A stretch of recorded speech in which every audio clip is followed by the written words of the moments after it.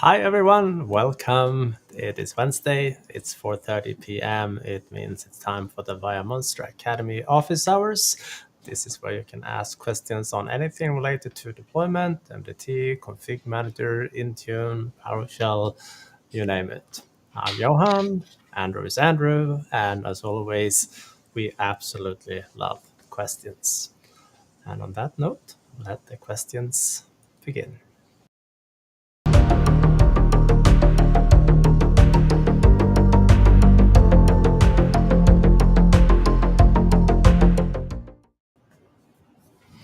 All right. Hey, good sir. How are things?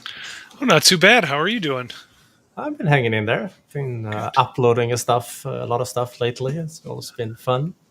And I noticed that it seems like your most of your week has been uploading. Pretty much. Been testing all sorts of different scenarios to get bits up to Intune in a somewhat timely fashion. So it's a new blog post coming. So I'm very excited about that. Awesome. Have you found what you consider to be the best way to do it yet? I've found a few good ways, a Awesome. few not so good ways also along the line. But with any luck, I suppose we'll go live in the morning. I have a few more tests to run this afternoon, but fingers crossed. We'll see. All right. I'm looking forward to a little light reading. It's not too terribly long, and 3.5 pages or so. Just Oh, that's not bad. the usual. That's the usual. So, anything on your end? Anything you stumbled across in the mem community as of recent? Yeah, let's see. I've got a couple of things that I found. I can share my screen here. Give me just a moment. I will allow it. Um, while I do that, I saw some excitement today. We lost the Azure portal for quite some time, it seemed like. Yeah, mine was down for a good hour and a half earlier Yeah. today, and especially not just that one. There's a lot of other services also impacted by. I tried to log into the Intune portal and just nope, it's not Yeah. going to do it.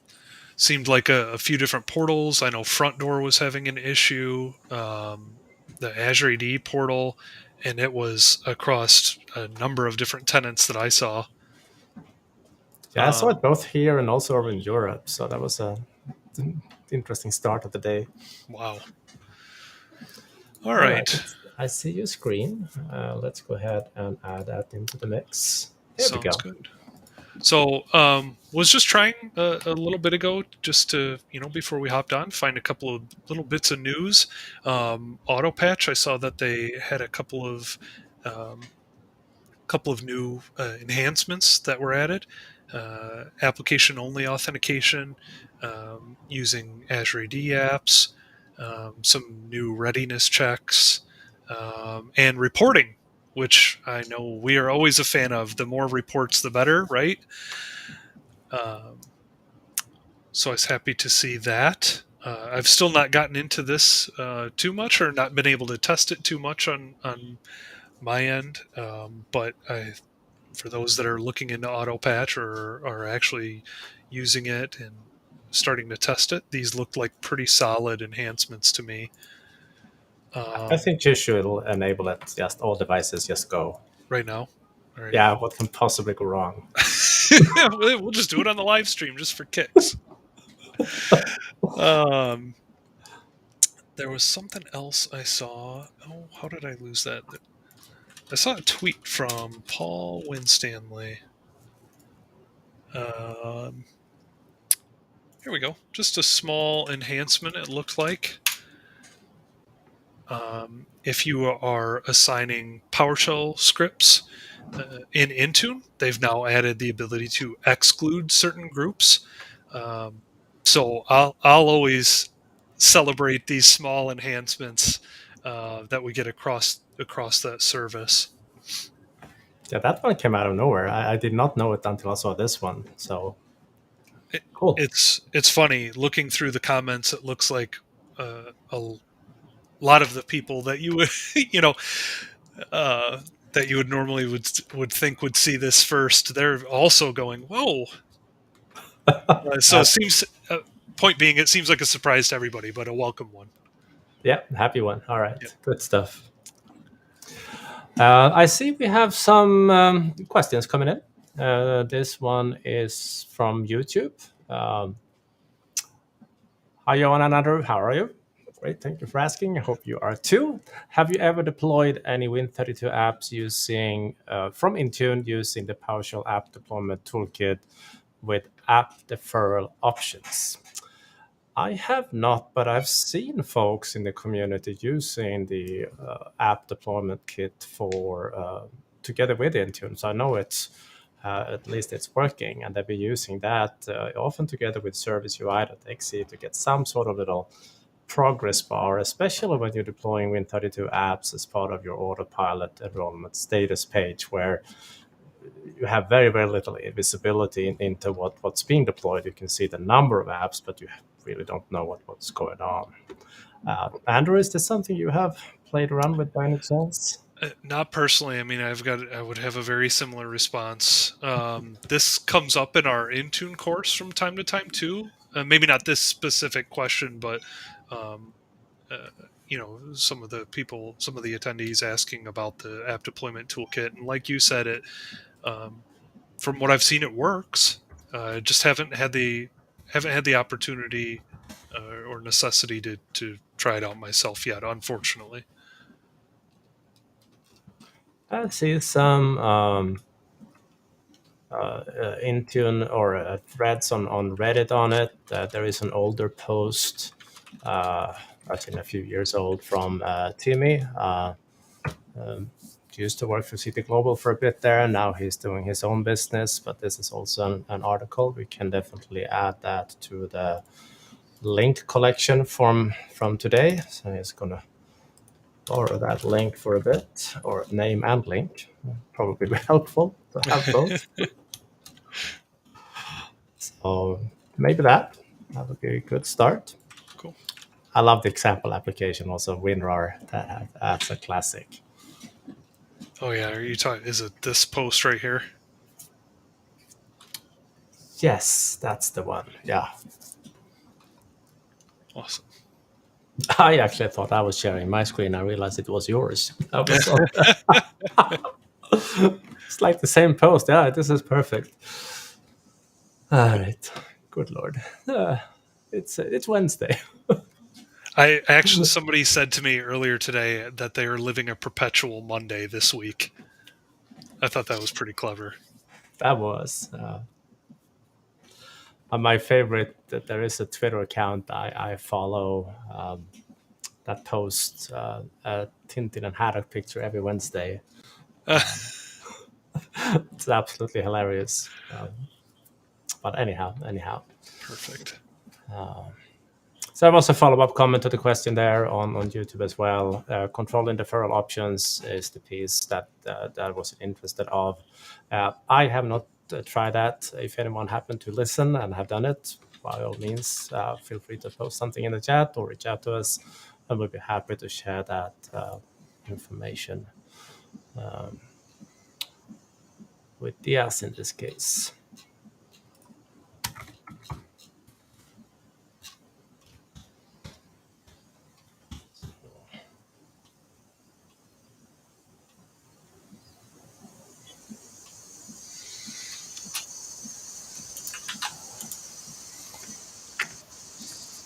See some comments on it on the discourse for the app deployment kit. I was just going to pull that up as well.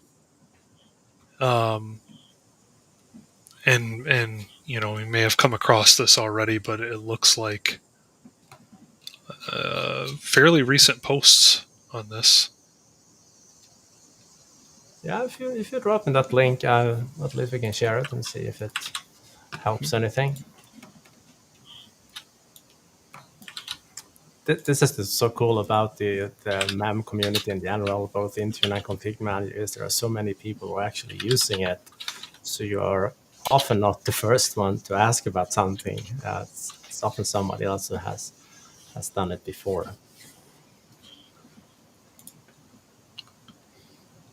All right. Any other questions out there? We'll be happy to answer any no questions you might have. For those of you that are new to the Academy, we are doing these every Wednesday. We live stream on YouTube, Twitter, Facebook, and LinkedIn, but we will only be able to answer questions on LinkedIn, YouTube, and Facebook because Twitter doesn't have that functionality in their live stream to service those questions back to us so we can see it reasonably well. Unfortunately, maybe one day, we'll see.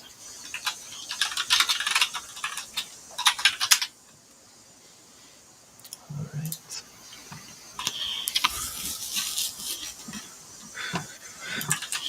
We did have last week, it looks like, ConfigMgr Tech Preview 2208 came out. Very shiny. I happen to notice it's interesting. So in the release notes for it, they mentioned Intune are back for tenant-attached devices. Now, one thing I think I even probably asked you about maybe last year, this doesn't include scope tags for tenant-attached devices, but does allow you to use the Intune roles for how these devices are managed. So they called that out in the 2208 tech preview, but I believe this is also showing up in 2207. So there may be someone out there that if they added it, I'm sure it's somebody's asked for it. And they've extended dark theme, so dark theme improvements are always welcome as well. That's always nice, yes.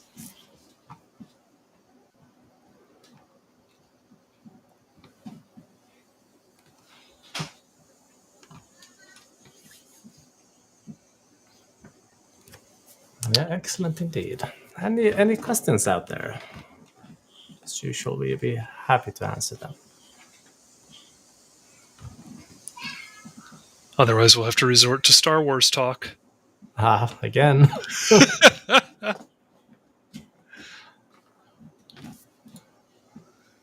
We've got Andor just a couple of weeks away. Oh yeah, I'm looking forward to that one. I just started to watch the Power of the Ring on Amazon or Prime. How do you like it? I loved it, but I've seen some very mixed comments out there in the community. Some people are like, no, it's strays too far away from the original. They don't like it, and others like, yeah, it's the best ever. But I happen to like it. It's well filmed, and it's, in my opinion, a good show. So, all right. But each one to themselves, right? Absolutely. Yeah. I think that might be one of the next ones on my list after I started watching The Boys a couple of weeks ago, and I've gotten through the first couple seasons. That one is pretty awesome. A little bit violent, but it's pretty awesome. Much more than I expected, but yeah, it's a great show overall. Yeah. Not watching it with the kids, though. No, that they will learn words they should not hear. Yes, totally agree. Mr. Butcher has a way of expressing himself. So, quite interesting. Yes, it is. Yeah. Anyhow, sidebar. Back to questions. We have a question coming in on LinkedIn here from Chad asking, there is a new feature for Intune to import ADMX templates. Is there any real-world experience with them thus far?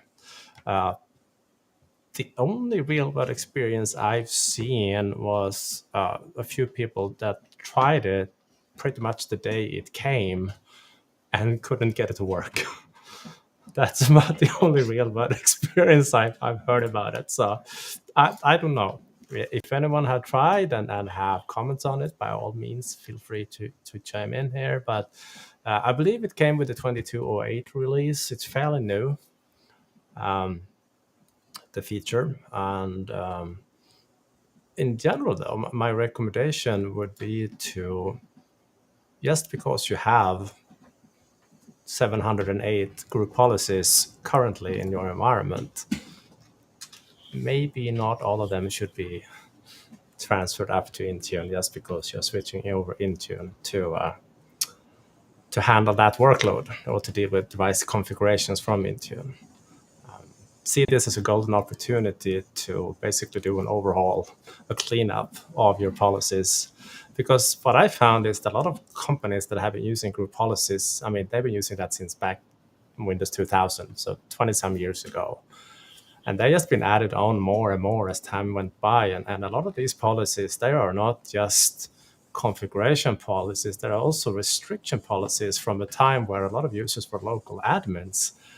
And sysadmins will basically configure policies to prevent those users to basically shoot themselves in the foot. So a lot of restrictions, and also from a time and from an era where the maturity in IT wasn't as high as it is today. So a lot of those restriction policies you can probably skip and just focus on the one that actually helps the user to do something. And these days, most of the users are standard users. They are restricted to do things by default in Windows. So overhaul would be a good idea. On the other side of that coin, I've seen the exact opposite, where you have old policies that were put into place to support some old system that have then reduced security. Keeping NTLM enabled, and various things with NetBIOS and things like that. I completely agree with you. Yeah, I was also obviously dead wrong on the number of policies. I said 708. They said they had 709. So close though. Still counts. Can't win them all, right? Yeah. Well, even more interesting if the same device would be targeted by 709 policies. That would be an interesting logon experience. Yeah, to say the least. Yeah, but it's a feature I have been wanting to try, but I didn't have the chance to play around with just yet. So yeah, looks promising. Mm-hmm. Except for the fact that it didn't work for the people who tried. But other than that, I think I was seeing a couple of the Adams and Mike Donosky had a little Twitter thread going on today, actually trying to get these Citrix workspace GPOs uploaded. It looked like to me, and they were having some issues. And ultimately, I'll post the link to this thread too, Johan. yeah. But ultimately, it looked like Adam Gross had resolved this with a script. This particular issue potentially had resolved this with a script that basically took some ADMX files, edited them in some way, and then was able to successfully upload them. So basically making sure they format the exact correct syntax for templates. Yes. Maybe Citrix did something to them that was a little bit outside of what Intune liked. Yeah, that's what I gather from it. And this is, I think, where a lot of us are excited about this feature, right? Where you have something like Citrix or Firefox or whoever that doesn't have these built-in native configuration items, but they do have robust group policies, and this is where we want to be able to use that feature. So I'm happy to see people talking about it. People are asking about it. People are trying to figure out how do we get it to work. That's a good thing. Well then, good sir. I expect a full report by next week. So all right, let me write that down. Kidding. All right, let's see. There was a question coming in on YouTube from Kevin. With RBAC, what permissions would be needed to manage group assigned? The options are a bit confusing when trying to make a custom role. I know you have done a lot of work on the RBAC side, at least to cover that part in our course. I think you would know a bit or two about it. So let's see, which needed to manage group assigned. I don't know about that specific one, but that's something that we could go take a look at. Yeah. You just happen to have a tenant. Yeah, it's interesting, huh? Bet you didn't expect that. I kind of did, actually. All right, so let's see. So we could take in and just create a, let's see, group assignment.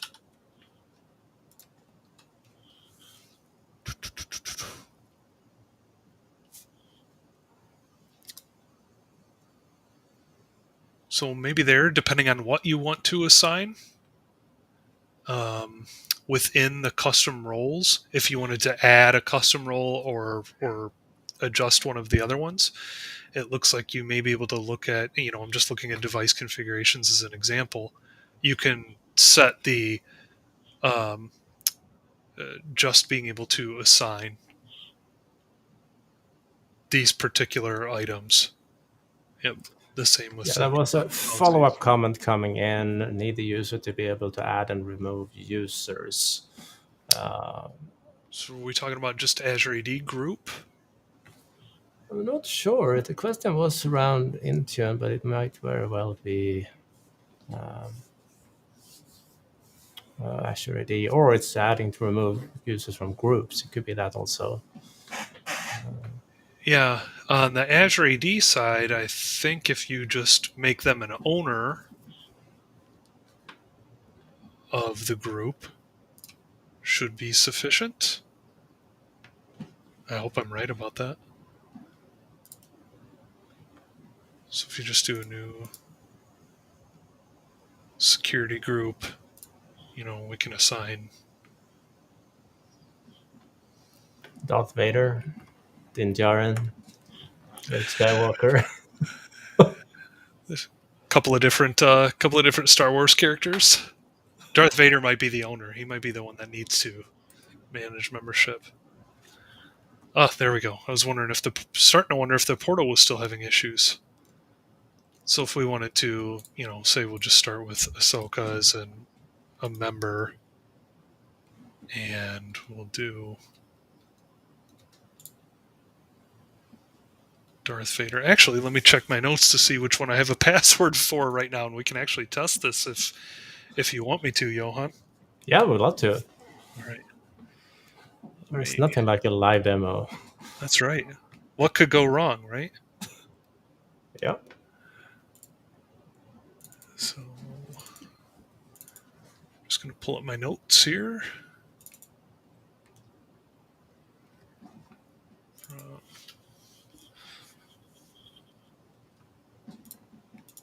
All right, so I will actually do. Sorry, Darth Vader. Poor Darth. He's going to be so sad. Yeah, I hope he doesn't take it out on me. So let's just see office hours test demo. So I've got Leia as an owner and Ahsoka as a member. Leia needs to be able to add members to the group.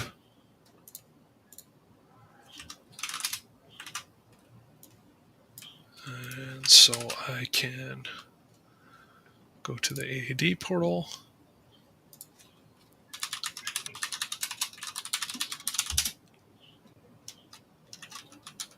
Hey, recognize that logo? Never seen it.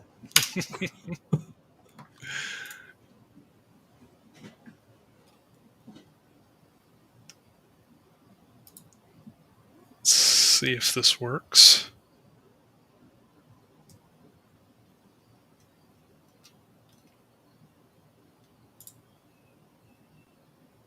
Office hours demo, members, and I can add members this way.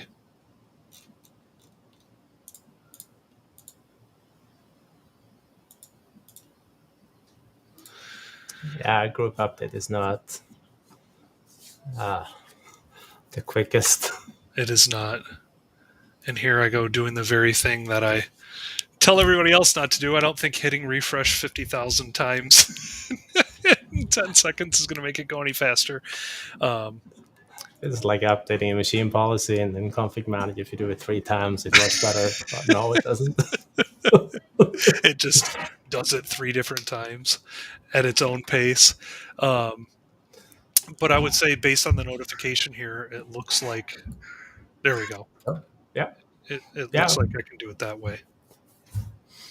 So can you remove Ahsoka? Should be able to, yep. Yeah, that works. Yeah, that definitely works for group membership. Mm-hmm. Being an owner, tested, proven. I hope we answered that question. Yeah, and I'm sure, I don't know if with security groups off the top of my head, I use the Azure AD portal. There could be other solutions, if this was the only thing you needed somebody to do. I've gone as far as in the past, we had um, some, office managers or some business managers or something like that that needed to do just membership changes, and took and wrote a quick PowerShell GUI that would allow them to do that rather than giving them AD users and computers, or so I don't know if you can do security groups through Outlook. You may want to take a look there because you can adjust memberships on distribution groups and O365 groups there. But permissions wise, just an owner of the group should do what you need it to do. Beautiful. Excellent. All right, let's see what else is coming in. More like a comment regarding group policies again. And a side note that the gentleman in question had seen a ConfigMgr environment with 1,000 OSD sequences. That's a lot of sequences. It's impressive. I have maybe 50, and I think that's like a over the top. So, good stuff. All right. Any other questions out there? We have a whopping 33 minutes available for questions. If you have any, by all means, put them in any of the different live streams, YouTube, Facebook, LinkedIn. We'll be happy to answer.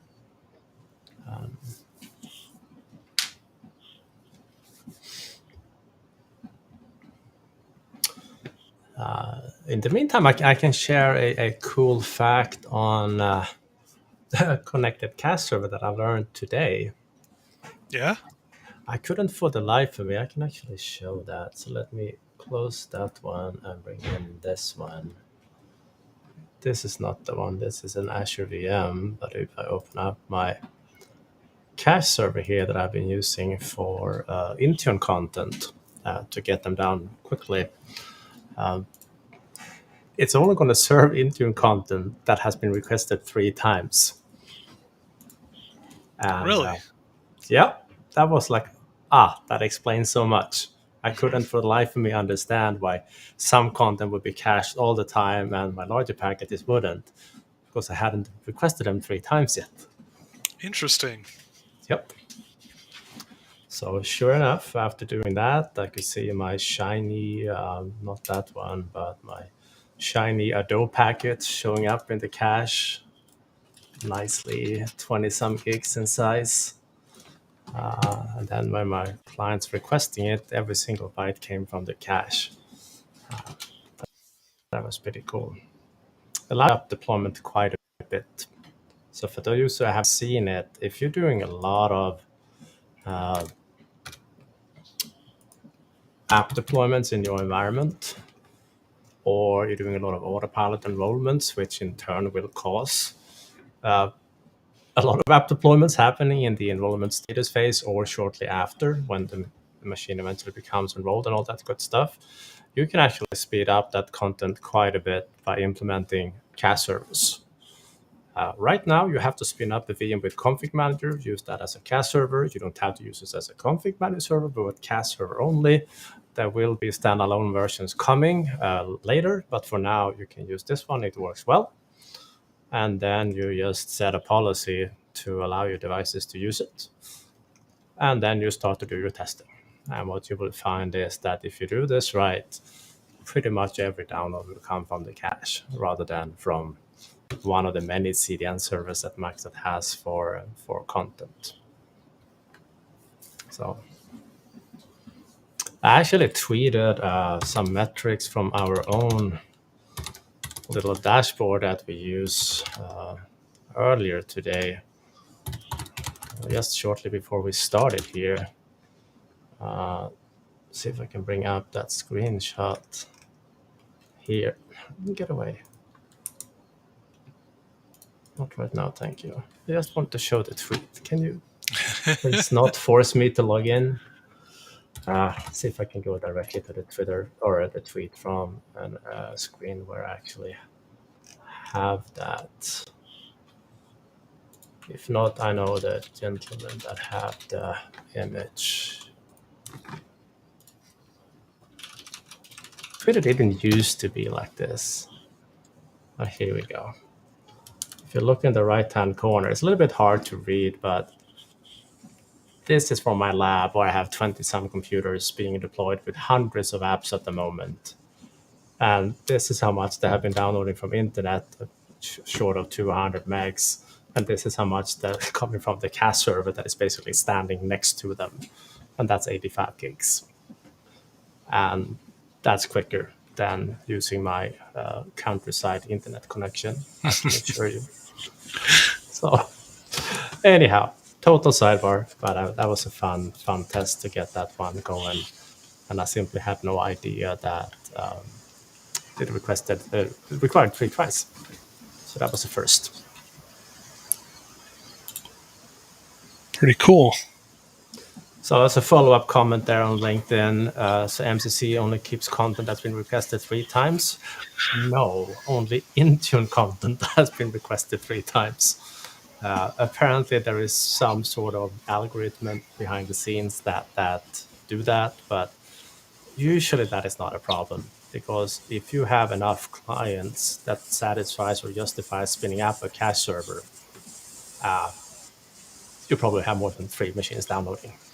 So otherwise I would not recommend. If you only have 3 computers or 2 computers, don't install a cache server. It's not going to do much good.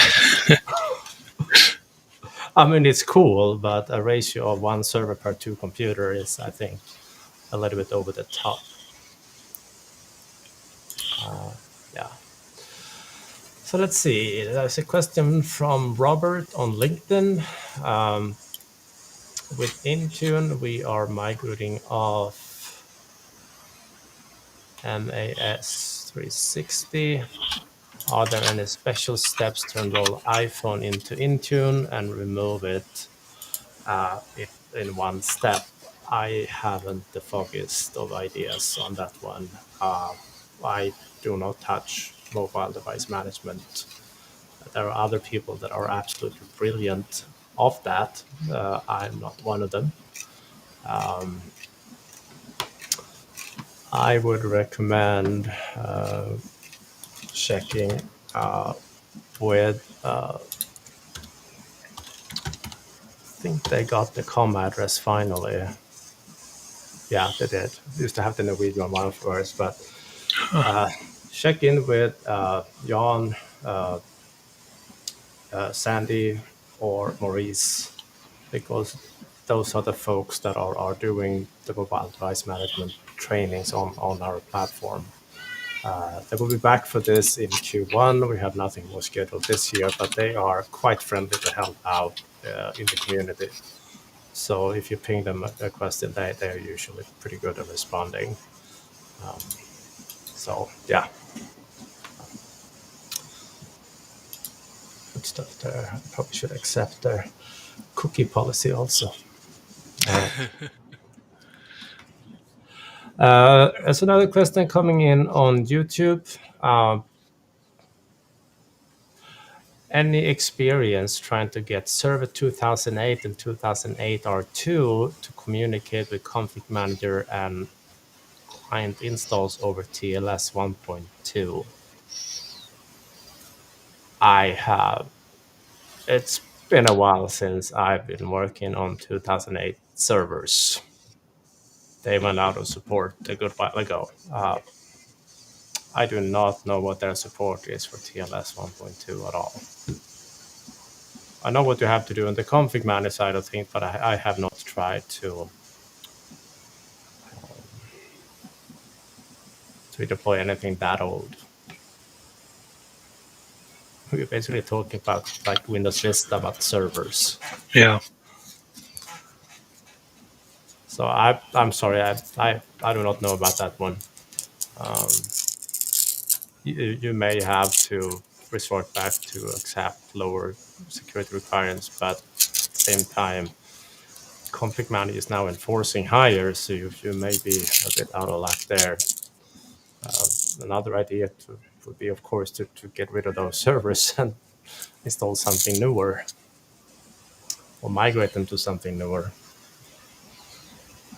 I wonder when that went out of support.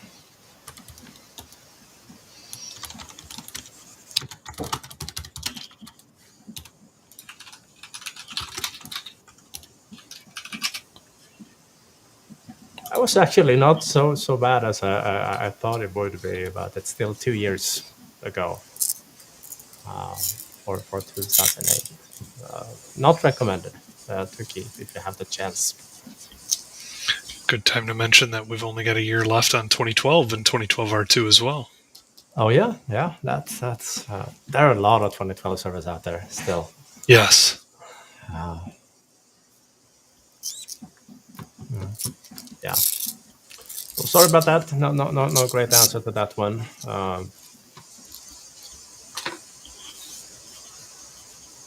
Other than possibly doing an upgrade, then it is probably not the answer that is being looked for. All right. Any other questions?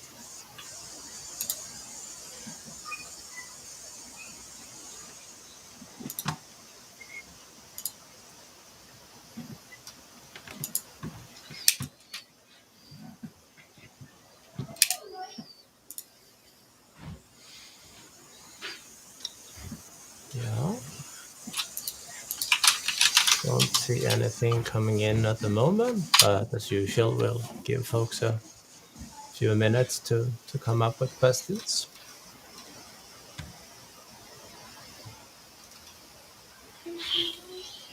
Casually browsing the Twitter sphere in the meantime to see if something shows up there.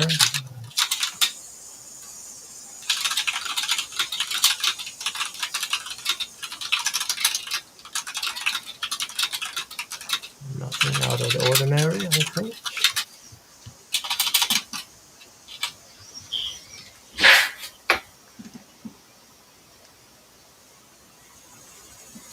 Well, I must say congratulations for everyone that have a chance to go to the WP Ninja Summit next week in Switzerland. I wish I could have been there, but not this year. But everyone going, you're in for a treat. It's a good conference. And make sure to buy a lot of chocolate. They are kind of known for it. Can recommend strolling up and down the Bahnhofstrasse in Zurich if you have the chance.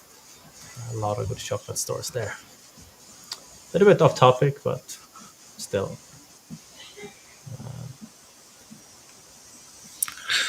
Oh yeah, registrations for MMS came up the other day.